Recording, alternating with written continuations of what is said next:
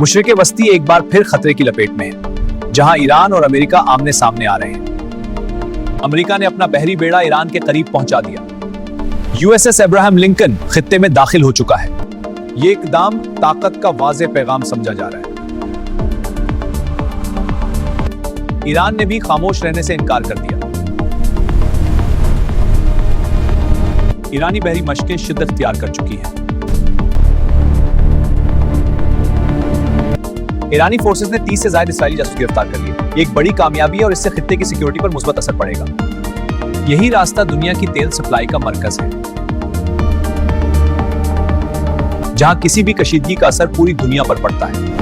جیسے تیل کے ٹینکرز اس خطرناک پانی سے گزر رہے ہیں، امریکی جنگی طیارے مسلسل گشت کر رہے ہیں۔ دوسری طرف ایرانی ڈرونز بھی نگرانی کرتے نظر آ رہے ہیں۔ ایرانی جنگی کشتیوں کی موجودگی نے خطرہ بڑھا دیا اور دنیا کی نظریں اب اگلے اقدام پر ہیں۔